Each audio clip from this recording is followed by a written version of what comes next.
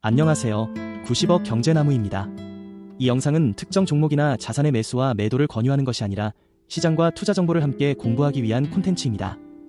투자 결정은 충분히 확인한 뒤 본인의 판단에 따라 해주시기 바랍니다. 영상이 도움이 되신다면 구독과 좋아요 부탁드립니다. 요즘 금과 은이 다시 움직이고 있습니다. 그러면 이런 생각이 들죠. 금과 은은 앞으로 더 오르는 걸까? 그런데 저는 오늘 조금 다른 질문을 해보려고 합니다. 금과 은은 지금 전체 상승 사이클에서 도대체 어디쯤 와 있는 걸까? 초반일까요? 중간일까요? 아니면 이제 마지막 불꽃을 준비하고 있는 걸까요? 물론 미래의 꼭지를 정확하게 맞히는 사람은 없습니다.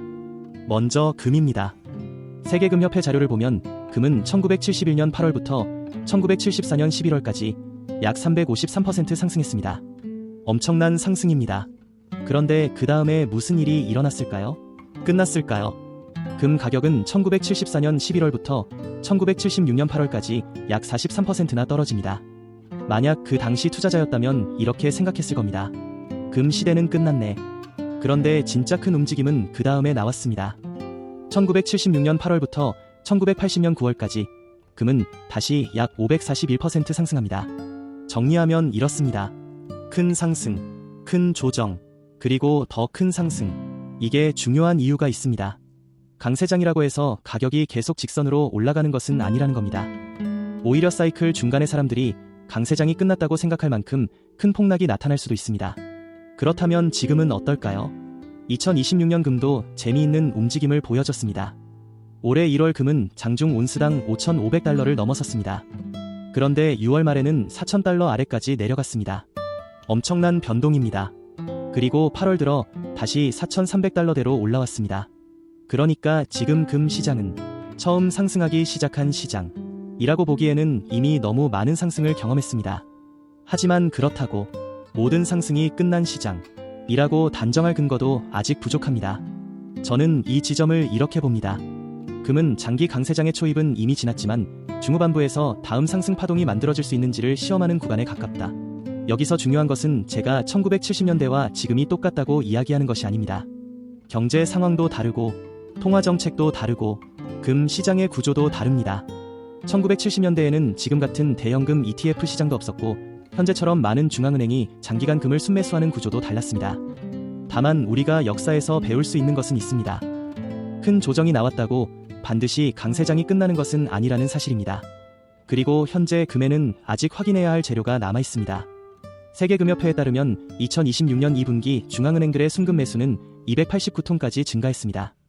금 가격이 높아졌는데도 중앙은행 매수가 완전히 사라진 것은 아닙니다. 그렇다면 이제 은을 보겠습니다.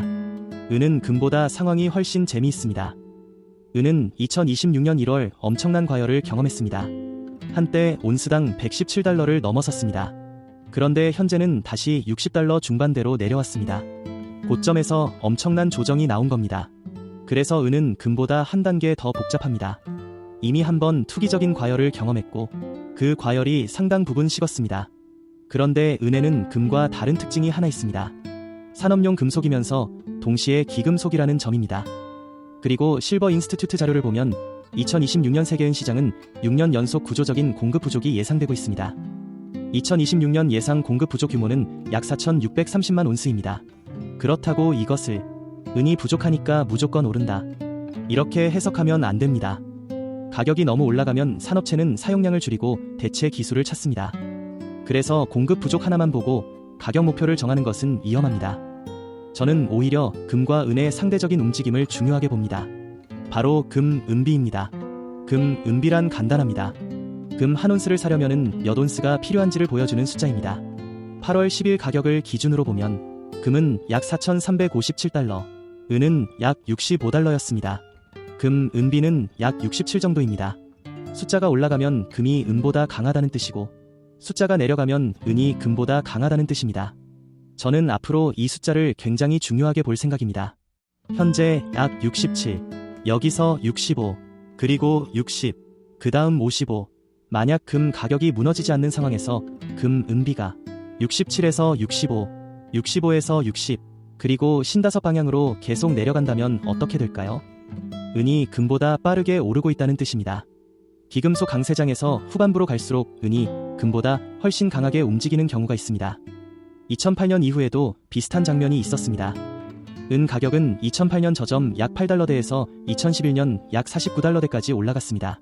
처음에는 금이 주목받다가 사이클이 진행되면서 더 큰 수익을 원하는 자금이 은으로 이동할 수 있습니다. 그래서 저는 금, 은 사이클을 아주 단순하게 10단계로 생각해 보겠습니다. 첫 번째, 바라. 두 번째, 소수의 투자자가 움직입니다. 세 번째, 기관 자금이 들어옵니다. 네 번째, 상승 추세가 확인됩니다. 다섯 번째, 일반 투자자들이 관심을 갖기 시작합니다. 여섯 번째, 강한 상승이 나옵니다. 일곱 번째, 첫 번째 과열이 나타납니다. 여덟 번째, 큰 조정이 발생합니다. 아홉 번째, 다시 상승하면서 마지막 과열이 나타날 수 있습니다. 그리고 열 번째가 최종적인 대천장입니다. 그렇다면 저는 지금 어디쯤이라고 생각할까요? 제 개인적인 판단으로는 금과 은은 이미 일곱 번째 과열을 한 차례 경험했고 큰 조정을 거친 뒤 여덟 번째에서 아홉 번째 단계로 넘어갈 수 있는지를 확인하고 있는 구간에 가깝습니다. 하지만 아직 아홉 번째 단계가 시작됐다고 판단하지는 않습니다. 확인이 필요합니다.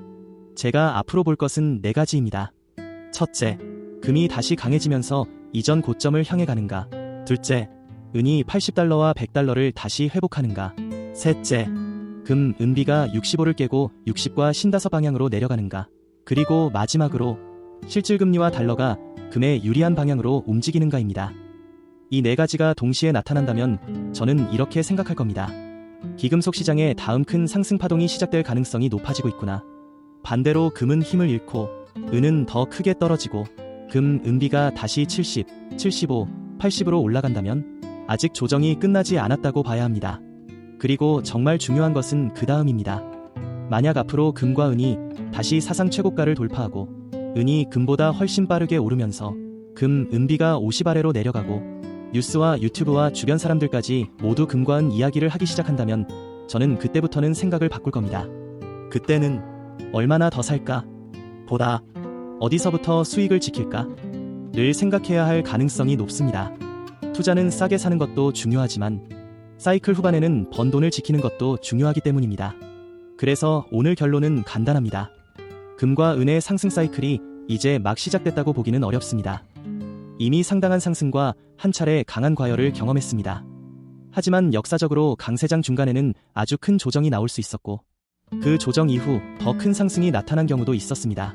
저는 지금을 끝났다고 단정하기에는 이르고 그렇다고 초반이라고 보기에도 늦은 구간, 그리고 다음 큰 상승 파동이 나타날지 확인해야 하는 중후반부 정도로 보고 있습니다. 그러니 앞으로 가격 하나만 보지 마십시오. 금 가격, 은 가격, 금, 은비, 실질금리, 달러, 그리고 중앙은행과 투자자들의 자금 흐름, 이것들을 같이 보면서 사이클이 어디로 움직이는지를 확인해야 합니다. 가격을 맞추려고 하기보다 사이클이 보내는 신호를 따라가는 것, 저는 그것이 더 중요하다고 생각합니다. 90억 경제나무였습니다.